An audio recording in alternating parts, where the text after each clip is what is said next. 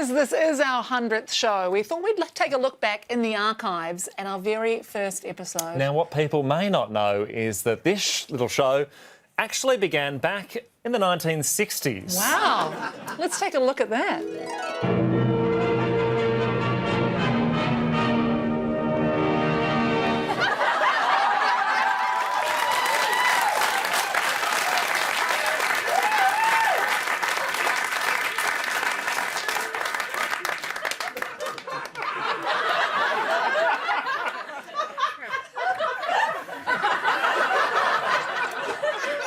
Good evening, and welcome to the Cheap Seats. What we hope will be a most entertaining programme. Quite right.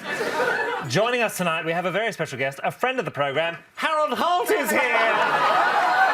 He assures us he'll be here after a quick dip. Yes. Love to swim. Now, a little later on the show, we'll have Melissa Tresina from The Wireless is joining us. You may have heard her on Nova AM, and she'll be along to discuss some of these new reality TV programmes. Programmes like Courtship Cove, Yes. which is a follow-up to F Gentleman Island, which looks wonderful, doesn't it? Looks wonderful.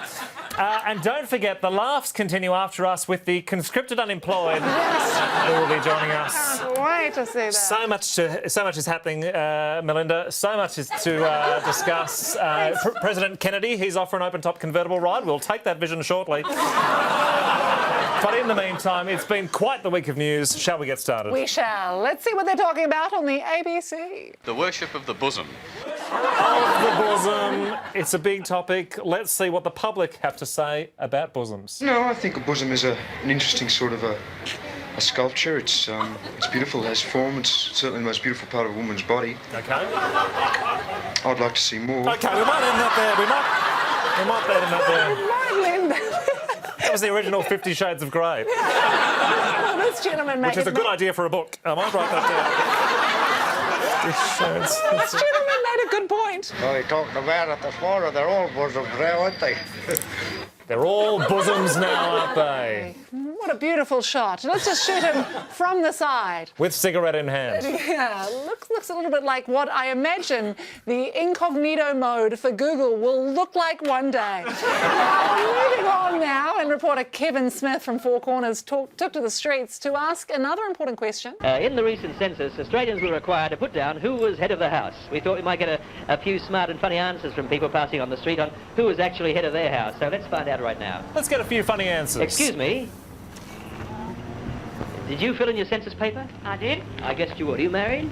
I'm a widow. OK. Well, can you show us your bosoms? There were some more smart and funny answers. Well, I would like to know who's the boss of your house, if indeed you are married. I am the boss of the house because I'm a widow. OK. Look, we do learn a lot about the world from these reports. Without cosmetics, carefully chosen and skillfully applied, a woman simply is not well dressed. A woman or a pharaoh? Can we have a look at that again? That's a young Nicole Kidman, and she is looking well. Wow, beautiful. I think we'll look back on this fondly in 60 years' time. I think so too. Thanks. Thanks, Timothy. Coming up next, anthrax. Is it all good? And I think it is. Wow, that takes me back. Wow. We've aged pretty well. So many memories. Yeah, so many memories. That was the 1960s edition of The Cheap Seats. Well, let's take a look back at a clip from one of our later episodes from the 1970s. To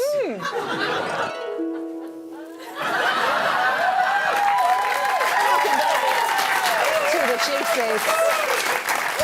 A couple of cool cats in the audience tonight, Daddy. Lots happening on the network. And talk about drama in the MasterChef kitchen this week on the prawn cocktail pressure test. Wow, that's difficult. The winners go through the apricot chicken challenge. It is a doozy. Well, let's see what's making news. The road I'm on at the moment is a little bit of South Australia. You may recognise it. It's the Flinders Ranges. Only we're not in the Flinders Ranges, we're at Lang Lang in Victoria. GMH's people went, shit, what the bloody hell was that fucking bug? You see that? Sadly got pulled over by the fuzz, which is currently attached to my face. Now, there's something unusual in this next news clip. See if you can spot it. We've been wandering up and down Little Collins Street now for about 5 minutes. And whilst a lot of people noticed I was carrying a gun, what was amazing was very few of them seemed concerned. Do you notice anything different about me or anything unusual? Only that you're carrying a gun. Does that worry you? No, not really. Is that why there's so many widows? So that's a callback to a clip we had over 10 years ago. And this report caught my eye. Yeah. You know, it's really quite extraordinary, but here I am in the back of a van.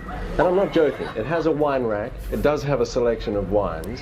Now that's the booze bus. This was a new luxury van that was being unveiled during the week, and I enjoyed the sign-off. And of course, a van like this isn't just something lavish and comfortable. You can pull over to the side of the road, park, and of course, it's completely private too.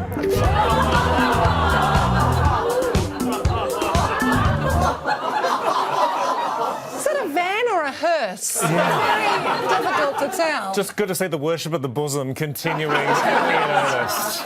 Let's rock on. Let's rock on, and it's time to award our Reporter of the Week. This is where we honour reporters going above and beyond for the story. And this week, the honour goes to the ultimate cool cat, ABC reporter Bill Bennett. I've never admitted to anyone before, but I've constantly found it impossible to open one of these cartons of milk properly. Try as I might over the years, the perfect way has eluded me. And at times it's left me depressed, frustrated and wondering about my manual dexterity.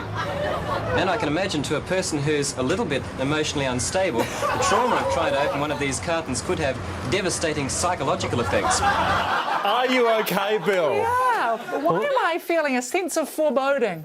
No, let's... Maybe someone on this desk might in the future struggle with opening quite simple packages. No. It's relatable. Let's see how Bill goes. It appears quite simple if you follow the instructions. It says to open here and you press back the folds like this. But that's when the tricky part comes in trying to get the spout up.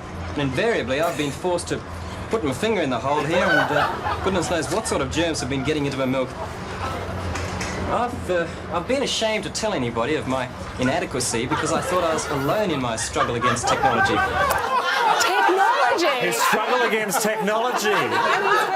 How embarrassing. Remind me never to try opening something on live TV ever on this show. Would never end well. Well, he did get in the experts. And believe it or not, there is a right way. Examine the to open sign. Take it with 2 fingers. Push back.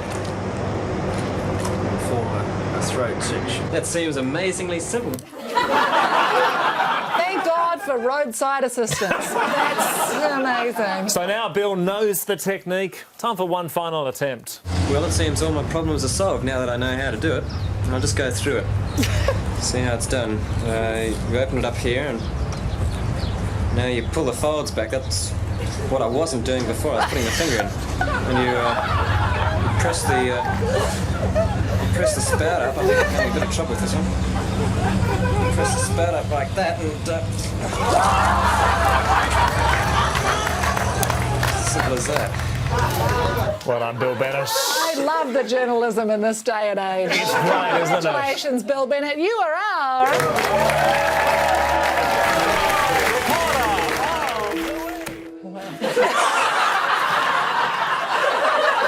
So many memories. Really takes me back. I don't even remember recording that. That's amazing. Do you know where it takes me back to? Yeah. About an hour ago in rehearsal. That's where it takes me back to. Let's keep going through the archives. Tell you what, our little show really hit its straps in the early 2000s. Yes, and we launched a brand new segment.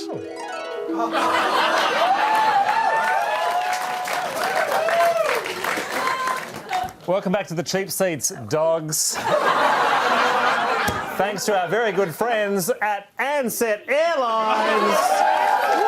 And our sponsor, flying for the foreseeable future. Absolutely. Stick around. A very special double episode of Yasmin's Getting Married is coming up right after us.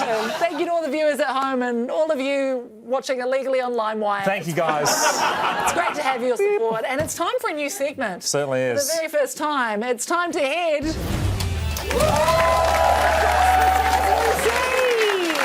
Haven't quite settled on the name yet. That might change. Yes. But this is where we see what's making news in New Zealand. And where do we start? And really advance the media entertainment side.